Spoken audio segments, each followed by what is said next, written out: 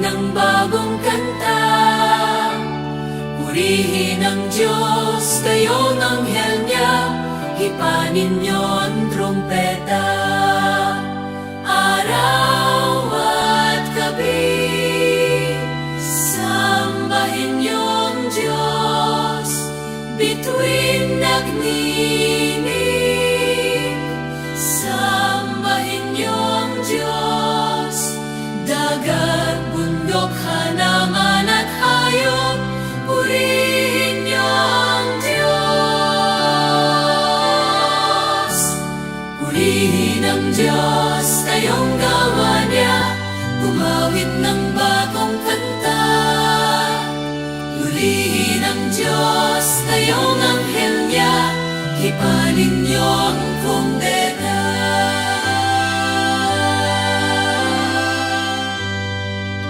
Sa ngalan ng Ama, ng Anak, at ng Espiritu Santo. Amen. Sumainyo ang Panginoon. At sumayo rin. Mga kapatid, sa araw na ito, ating ginugunita ang banal na kapistahan ni San Ezequiel Moreno. Isa siyang Kastilang misyonaryo, Agustinian Recollect, na na-assign dito sa Pilipinas. Siya po ay nagpahayag ng mabuting balita, nagturo sa mga bayan doon sa Mindoro, sa Batangas. Pero ngayon, siya po ay hinirang bilang patrono pintakasi na mga may sakit sa kanser. Dahil nung nabubuhay po si San Ezequiel Moreno, nagkaroon din po siya ng kanser sa kanyang ngala, cancer of the palate. Pero hindi naging hadlang ang kanyang sakit para tumigil sa pagpapahayag ng mabuting balita. Si San Ezequiel Moreno po ay naging simbolo ng pag-asa ng napakaraming tao. At isa po ako sa magpapatotoo na mabisa ang kanyang panalangin. Dahil sa araw po ito, dapat wala na ako. 2 years ago, ako po ay nadulas sa banyo. Akala ko po, ako'y patay na. Pero pagkakita ko, wala akong nabaling buto, hindi po ako nasugat, hindi nabagok ang aking ulo. Ito po ay dahil sa panalangin ni San Ezequiel Moreno, dahil niyaya nila ako noon na magnovena, na magmisa sa simbahan ni San Ezequiel Moreno. Ang mga santo ay mga kaibigan natin.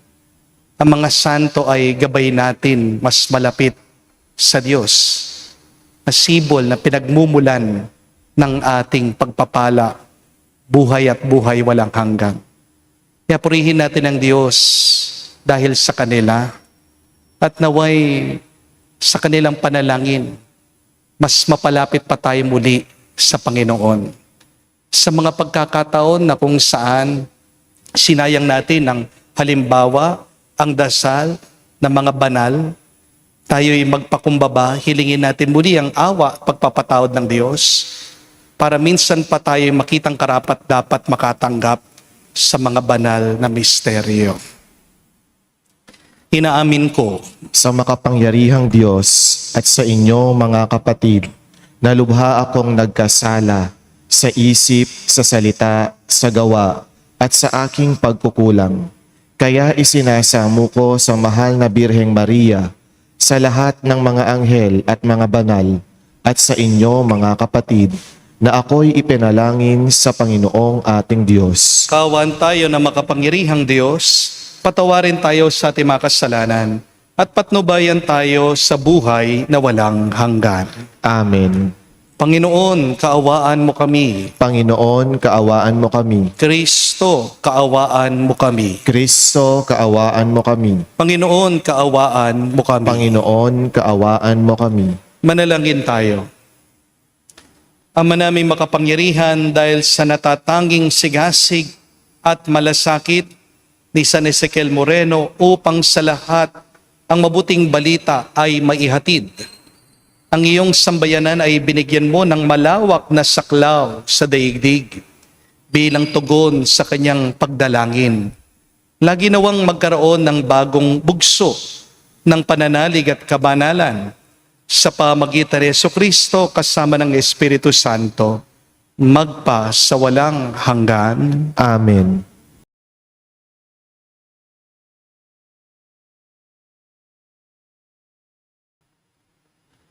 Pagbasa mula sa aklat ni Propeta Ezekiel.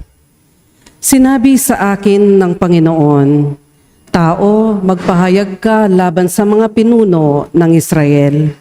Sabihin mong ipinasasabi ko, nakatakda na ang parusa sa inyo, mga pinuno ng Israel. Sarili ninyo ang inyong iniintindi at hindi ang mga tupa. Iniinom nyo ang gatas, nagdaramit kayo ng lana, nagpapatay ng mga pinatabang hayop, ngunit hindi nyo pinakakain ang mga tupa. Bakit hindi nyo pinalalakas ang mahihina, ni ginagamot ang mga may sakit, ni hinihilot ang mga pilay? Bakit hindi nyo hinahanap ang nawawala, ni binabalik ang nalalayo? Sa halip ay ginagamitan ninyo sila ng kamay na bakal. Sila'y nangangalat at nilalapa ng mababangis na hayop, pagkat walang pastol. Ang mga tupa ko'y nagkalat sa mga bundok, burol at sa lahat ng panig ng daigdig, ngunit walang ibig humanap sa kanila. Dahil dito, mga pinuno, dinggin ninyo aking sinasabi, ako ang Diyos na buhay. Ang mga tupa ko'y pinipinsala at nilalapa ng mababangis na hayop, pagkat walang nangangalaga. Hindi hinahanap ng mga pastol ang aking mga tupa. Sa halip na alagaan nila ang mga ito, ang sarili nila ang binubusog. Kaya nga makinig kayo mga pastol, pakinggan ninyo itong aking sinasabi, laban ako sa inyo. Pananagutan ninyo ang nangyayari sa aking mga tupa. Hindi ko na kayo gagawing pastol upang hindi na niyo mabusog ang inyong sarili. Ilalayo ko sa inyo ang aking mga tupa at hindi na niyo mapakikinggan ang mga ito. Ito ang pinasasabi ng Panginoon. Ako mismo ang maghahanap at mag-aalaga sa aking mga tupa. Ang salita ng Diyos. Salamat sa Diyos. Pastol ko'y Panginoong Diyos, hindi ako magdarahop. Pastol ko'y Panginoong Diyos, hindi ako magdarahop. Panginooy aking pastol, hindi ako magkukulang. Ako'y pinahihimlay sa mainam na pastulan at inaakay niya ako sa tahimik na batisan. Binibigyan niya ako ng bagong kalakasan. Pastol ko'y Panginoong Diyos, hindi ako magdarahop. At sang-ayon sa pangako na kanyang binitawan, sa matuwid na landasin doon ako'y inaakay. Kahit na ang daang ito'y tumatahak sa karimlan, hindi ako matatakot pagkat ika'y kaagapay, ang tungkod mo at pamalo, ang gabay ko at sanggalang. Pastol ko'y Panginoon Diyos, hindi ako magdarahop. Sa harapan na lingkod mo, ikaw ay may handang dulang. Ito yung ginagawang nakikita ng kaaway. Nalulugod ka sa akin na ulo ko ay langisan at pati na ang kalis ko ay yung pinaaapaw. Pastol ko'y Panginoong Diyos, hindi ako magdarahop. Tunay na ang pag-ibig mo at iyong kabutihan. Sasaakit tataglayin habang ako'y nabubuhay. Doon ako sa templo mo, lalagi at mananahan. Pastol ko'y Panginoong Diyos, hindi ako magdarahop.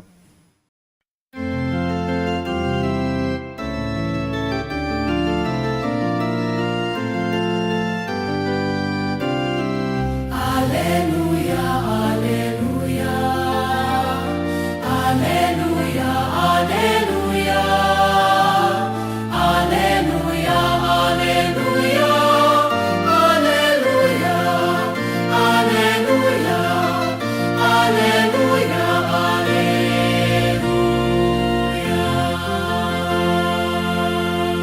Mabuhay ang salita ng Diyos, ganap nitong natatalos tanang ating niloloob.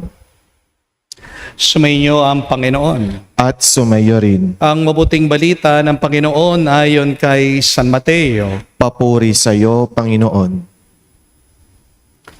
Nung panong yon, sinabi ni Jesus sa kanyang malagad, ang talinghagang ito. Ang paghahari ng Diyos ay katulad nito. Lumabas ng umagang-umaga ang may-ari ng ubasan upang humanap ng mga manggagawa. Na magkasundo na sila sa upa ng 1 denaryo, maghapon, sila'y pinapunta niya sa kanyang ubasan. Lumabas siya muli ng mag-ikikasyam na umaga. At nakakita siya ng iba pang tayo-tayo lamang sa liwasang bayan. Sinabi niya sa kanila, pumaroon din kayo at magtrabaho sa aking ubasan. At bibigyan ko kayo ng karampatang upa. At pumaroon nga sila. Lumabas naman siya na mag-iikalabandalawa ng tanghali at mag-iikatlo ng hapon. At gayon din ang ginawa niya. Na mag-iikalima na ng hapon, siya'y lumabas uli at nakakita pa ng iba, wala ring ginagawa. Sinabi niya sa kanila, bakit kayo tayo-tayo lang dito sa buong maghapon? Wala pong nagbigay sa amin ng trabaho, sagot nila. At sinabi niya, kung gayon pumaroon kayo at gumawa sa aking ubasan. Pagtakip silim, sinabi ng may-ari ng ubasan sa kanyang mga katiwala, tawagin niyo ang mga manggagawa at sila'y upahan. Magmula sa huli hanggang sa buong araw nagtrabaho. Ang mga nagsimula ng mag-ikalima ng hapon ay tumanggap ng tig-1 denaryo. At nang lumapit ang mga nauna, inakala nilang tatanggap sila ng higit doon. Ngunit ang bawat isa'y tumanggap din ng tig-1 denaryo. Pagtanggap nito, nagreklamo sila sa may-hari ng ubasan. Sinabi nila, 1 oras lang pong gumawa ang mga huling dumating. Samantalang maghapon kaming nagpagal at nagtiis sa nakakapasong init ng araw. Bakit po ninyo kami pinagparapareho ng upa? At sinabi niya sa kanila, kaibigan, hindi kita dinaya. Hindi ba't nagkasundo tayo ng 1 denaryo? Kunin mo ang ganang iyo at umalis ka na. Maano naman kung ibig kong upahan ang nahuli ng tulad ng upa ko sa iyo? Wala ba akong karapatang gawin ng aking maibigan sa ari-arian ko? O naiinggit ka lang sa aking kabutihang loob? Kaya't ang nahuhuli ay mauuna at ang nauuna ay mahuhuli. Mga kapatid, ang mabuting balita ng ating Panginoon. Pinupuri ka namin, Panginoong Hesukristo. Magandang araw po muli sa inyong lahat. Magandang araw po, Father. Welcome po sa ating banal na misa. Ano po sa tingin niyo ang unang hakbang para magtagumpay ka sa buhay? What is the first step for you to succeed in life? Marami po ang magsasabi, Father, kailangan mangarap ka. Tama po. Meron pong iba ang magsasabi, kailangan mag-aral ka, Father, kailangan ng magandang edukasyon.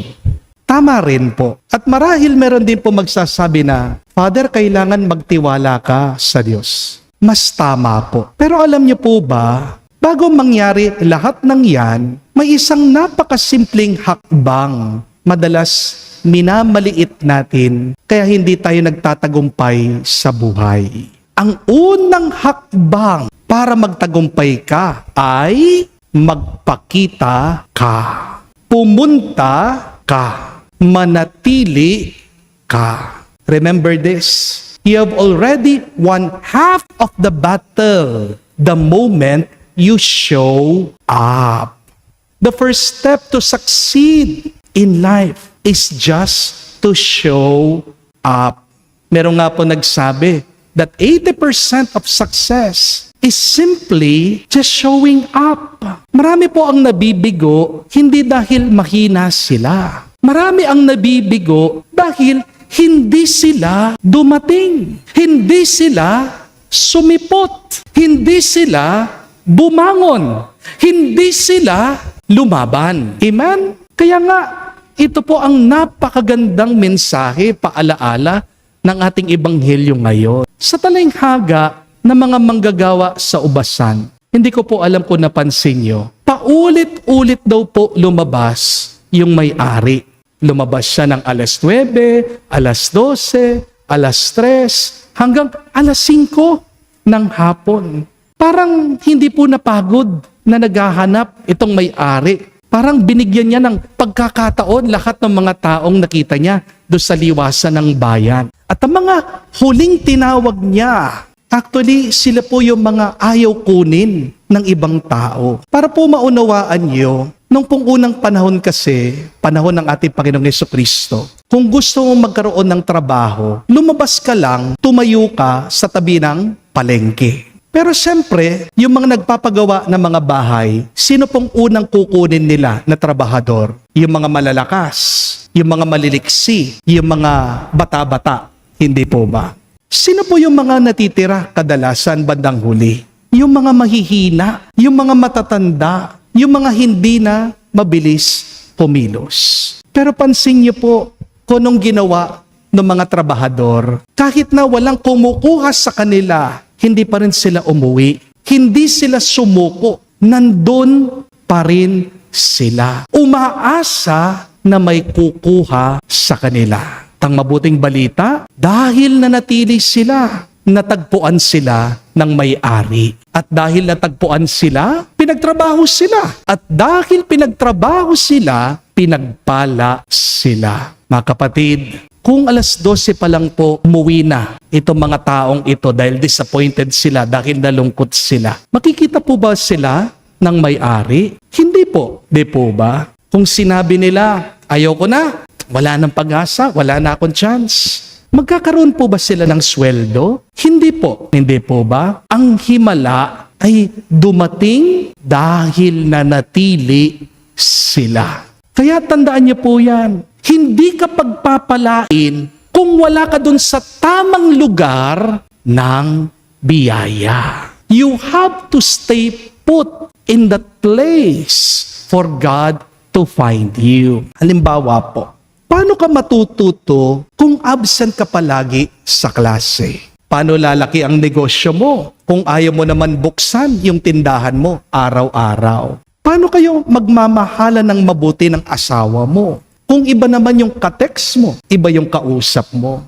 Marami pong asawa, hindi naman po naghahanap ng mga mamahaling regalo eh. Ano pong gusto ng misis sa mga mister?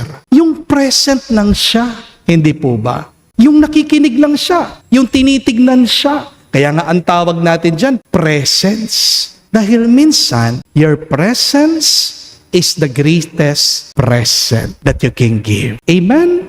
At paano lalalim yung pananampalataya mo kung palagi ka naman absent sa misa? Di po ba? Minsan, yung iba sa atin, physically present sa simbahan, pero mentally absent. Minsan, nandyan yung katawan mo, mukha kang nakikinig, pero ang totoo, nasan yung isip mo? Paligoy-ligoy, lumilipad. Hindi po ba? Merong mga tao, nagrereklamo sa Diyos, sinasabi, Lord, bakit ang layo-layo mo sa akin? Sa totoo lang, sila yung hindi palagi nagpapakita sa Diyos. Hindi po ba? Si Lord, ang Diyos, hindi naman nawawala. Tayo ang madalas lumalayo sa Diyos. Amen? May nabasa po ako, napakagandang payo, galing po sa mga psychologists. Ang tawag po nila dito ay the 2-minute rule. Kapag nahihirapan ka daw sa simula, huwag kang mag-iisip na gawin mo yung bagay na yon ng 2 oras. Ano man ang gusto mong gawin, simulan mo lang at tapusin mo ng 2 minuto. Halimbawa, gusto mo magbasa, gawin mo lang 2 minutes. Gusto mo mag-exercise, gawin mo 2 minuto lang. Gusto mo magdasal, umpisan mo 2 minuto lang. Ang mahalaga kasi ay yung pakita ka lang. Meron pong isang halimbawa dyan, isa pong lalaki nakapag-lose po ng 100 pounds. Pagkataba-taba no po lalaki. Ano pong ginawa nitong lalaki, bakit nangayayat siya, pumayat siya? Paano po siya nagsimula? Hindi po siya agad nagbuhat ng mga mabibigat na weights. Hindi po siya agad tumakbo. Alam mo yung ginawa ng lalaki? Araw-araw, for 2 minutes, pumupunta lang po siya doon sa gym. Wala pong mintis. 2 minutes, pupunta siya doon sa gym. Una, uupo lang siya. Iinom ng tubig, uuwi na. Mukhang wala pong nangyari.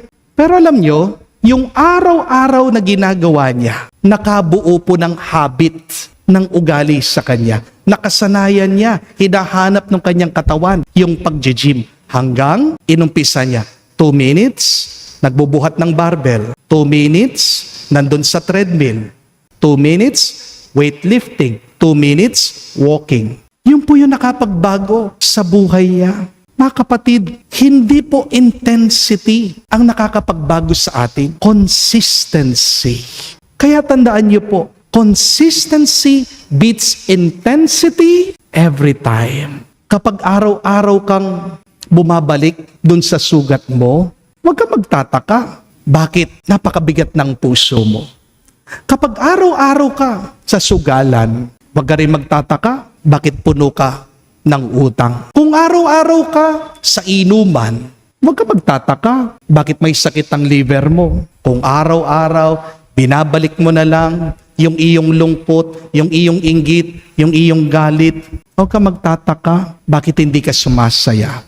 Pero, kung araw-araw ka nagpapakita sa Diyos, kung araw-araw ka nagsisimba, kung araw-araw ka nananalangin, at kung araw-araw ka nagpapasalamat, unti-unti, hindi mo man mapapansin, binabago ka ng Diyos.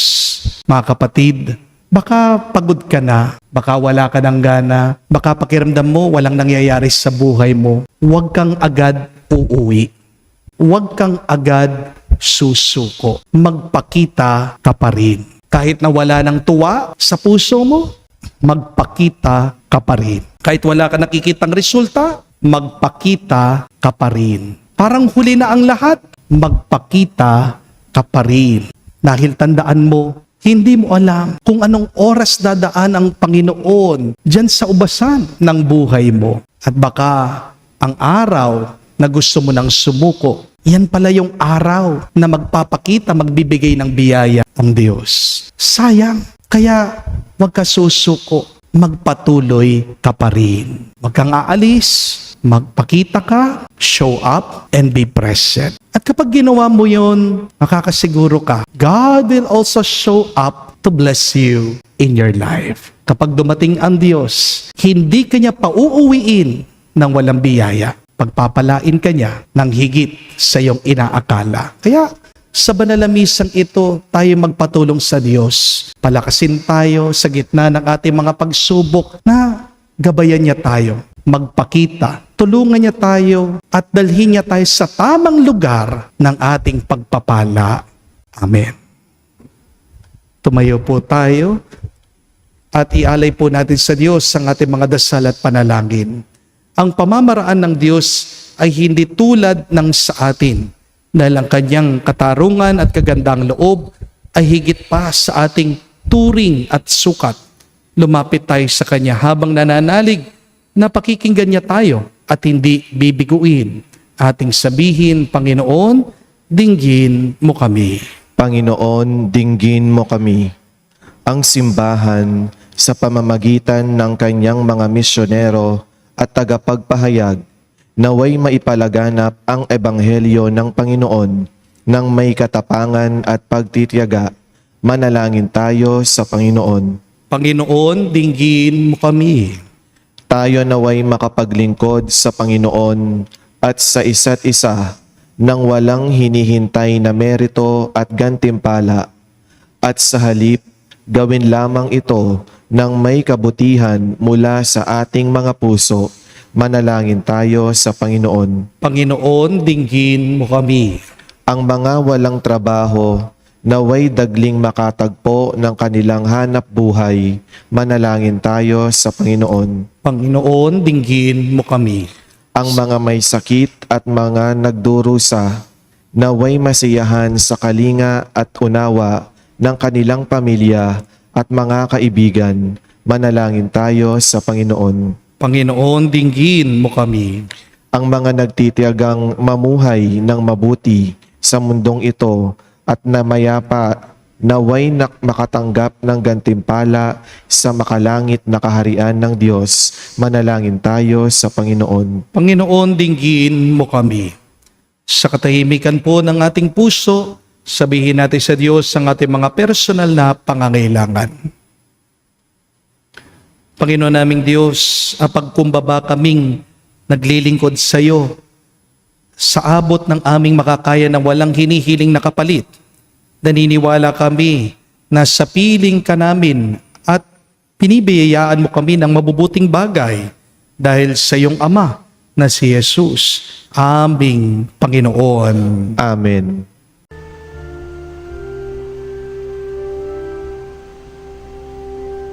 Lord, we gather today in your house. We kneel down and pray. We ask for your mercy as we open our hearts to receive your forgiveness, O Lord. Lord, we lift up to you all these gifts we offer for your glory. We will eat this living bread. We will drink this saving cup and feel your presence, O Lord. As we offer this bread and as we bring you this wine, bless them, Lord Jesus. Feed us now, give us life. Send us your Spirit, the source of our lives, and together we will serve you with love. Panalangin kayo mga kapatid, para ang ating mga paghahain ay kalugdan ng Diyos amang makapangyarihan. Tanggapin nawa ng Panginoon itong paghahain sa iyong mga kamay, sa kapurihan niya at karangalan, sa ating kapakinabangan at sa buong sambayanan niyang banal.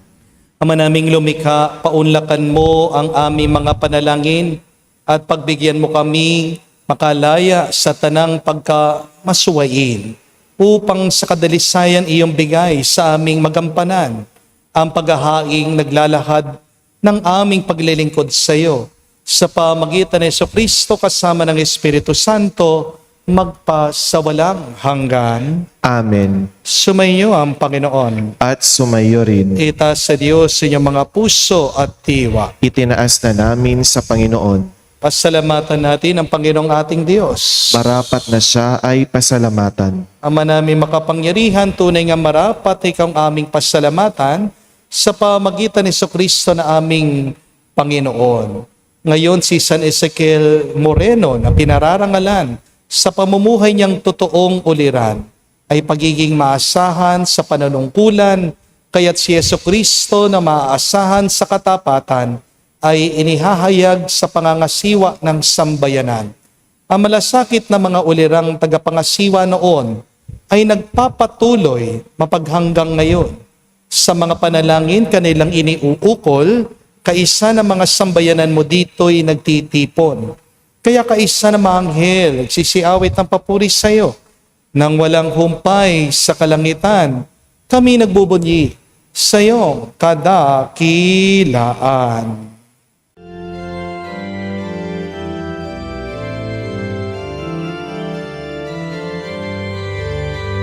Santo, Santo, Santo, Panginoong Diyos ng mga hukbo.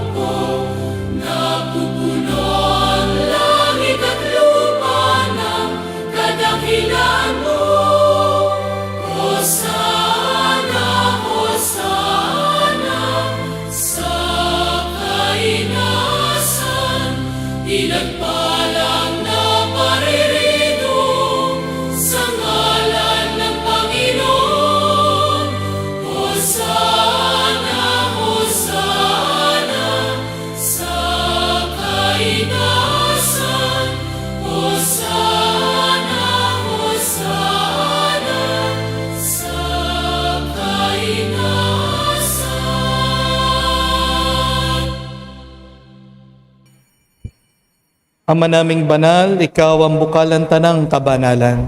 Kaya't sa pamagitan ng iyong Espiritu, gawin mong banal ang mga kaloob na ito upang para sa amin maging katawan at dugo ng aming Panginoong Heso Kristo. Bago niya pinagtiis ang kusang loob na maging handog, hinawakan niya tinapay, pinasalamatan kanya, pinaghati-hati niya iyon, ninabot sa kanya malagad at sinabi, tanggapin ninyong lahat ito at kanin. Ito ang aking katawan na ihahandog para sa inyo.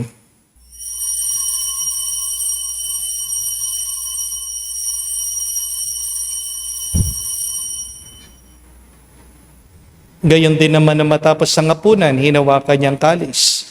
Muli kanyang pinasalamatan. Nabot niyang kalis sa kanyang malagad at sinabi, tanggapin ninyong lahat ito at inumin. Ito ang kalis ng aking dugo, ng bago at walang hanggan tipan. Ang aking dugo na ibubuhos para sa inyo at para sa lahat, sa pagpapatawad ng mga kasalanan. Gawin ninyo ito sa pag-alaala sa akin.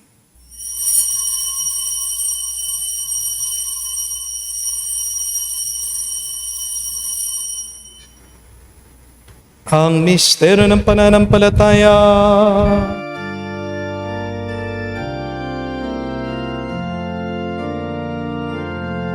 Si Kristo ay namatay, si Kristo ay nabuhay, si Kristo ay babalik sa wakas,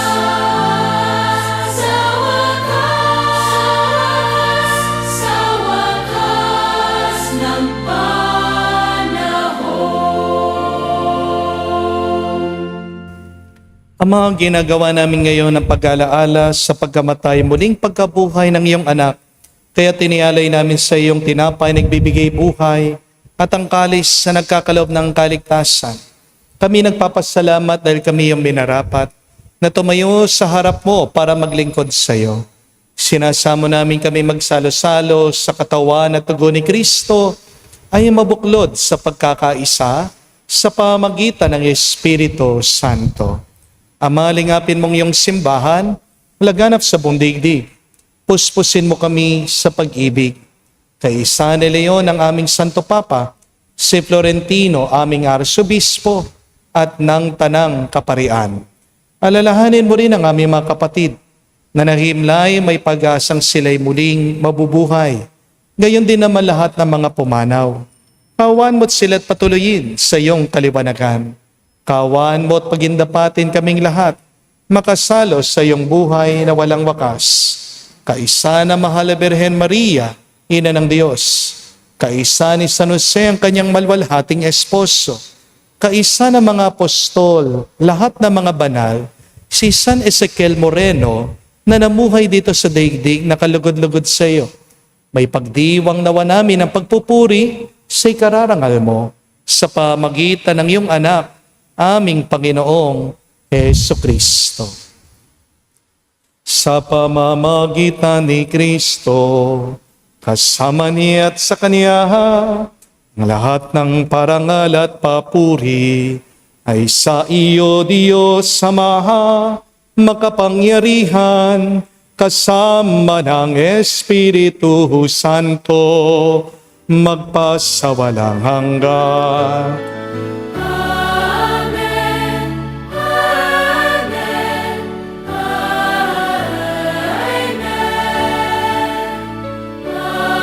amen, amen.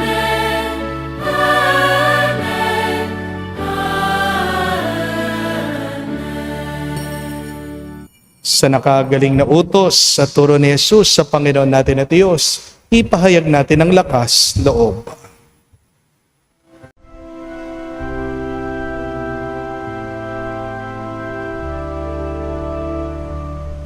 Ama namin, sumasalangit ka, sambahin ang ngalan mo, mapasa amin ang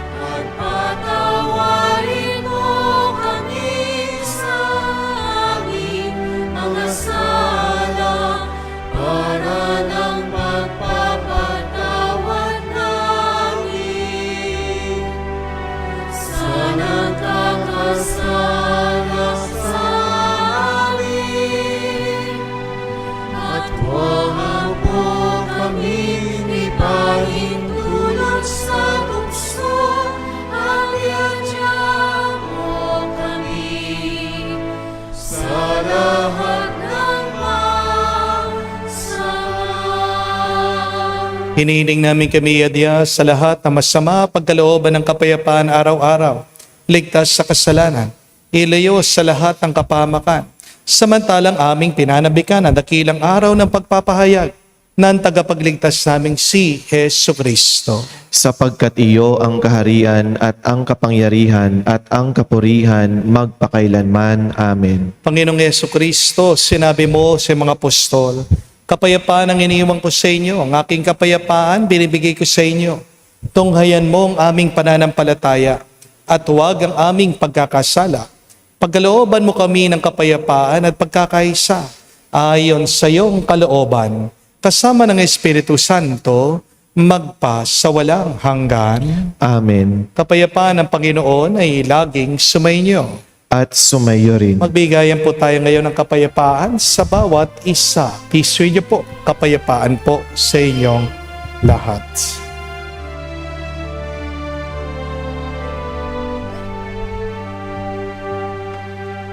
Kordero ng Diyos na nag-aalis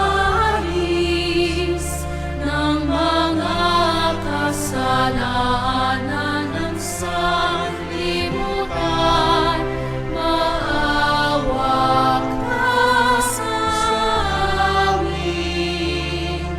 Maawa ka sa amin. Kordero ng Diyos na nag-aalis ng mga kasalanan ng sanlibutan, maawa ka sa amin. Maawa ka sa amin. Kordero ng Diyos na nag-aalis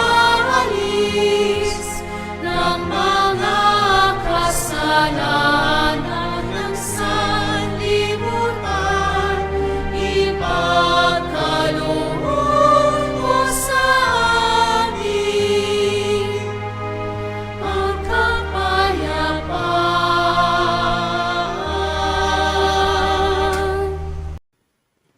Mga kapatid, naririto ang ating Panginoong Jesucristo, ang Kordero ng Diyos. Siya nag-aalis sa mga kasalanan ng sanlibutan. Mapalad tayong lumalapit sa piging ng Kordero.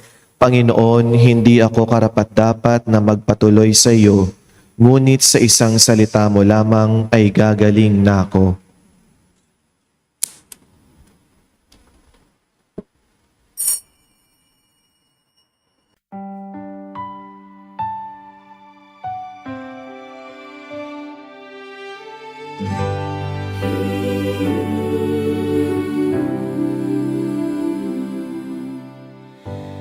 Panginoon, narito ako, pusong bukas sa iyong tawag.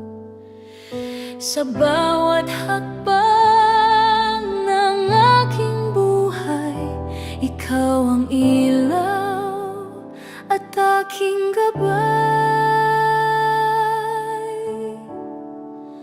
Narito ako, handang sumunod sa iyo, buong buhay ko'y iniaalay sa iyo, sa iyong pag-ibig. Ako'y maglilingkod, sa iyong kalooban ako'y tutugon. Ikaw lamang ang susundin ko.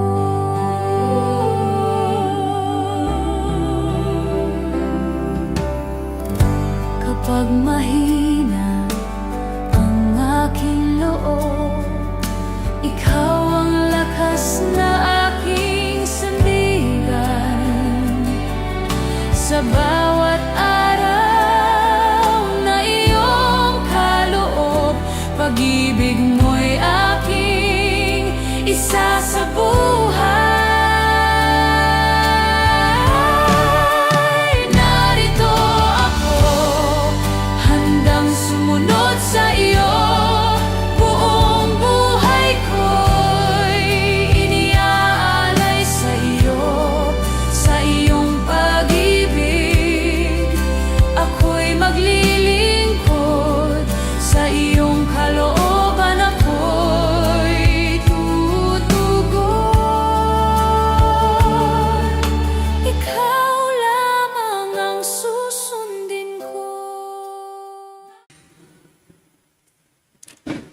Manalangin tayo.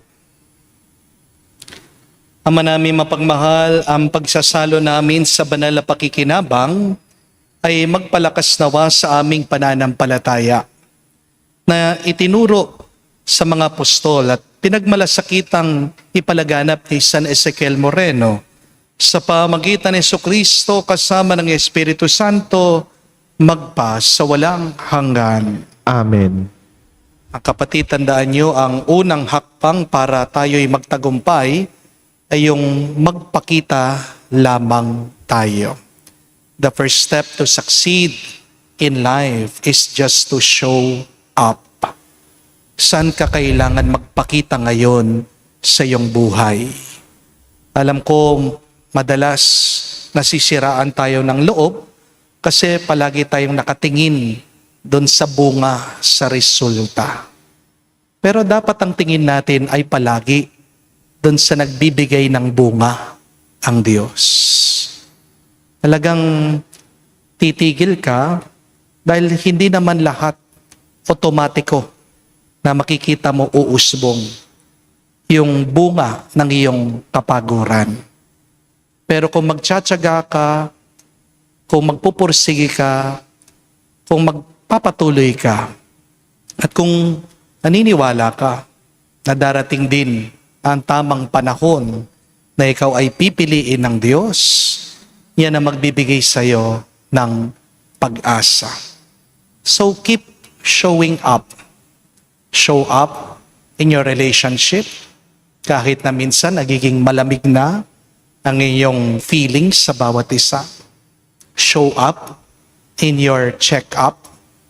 Show up in your medical procedure. Alam ko po, yung mga iba sa inyo, nagpapakimo, nagpapadialysis, pagod na, pero kung titigil ka, masiiksi ang buhay mo.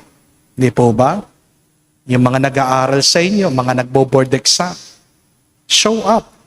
Pakita ka sa classroom, sa iyong pag-aaral.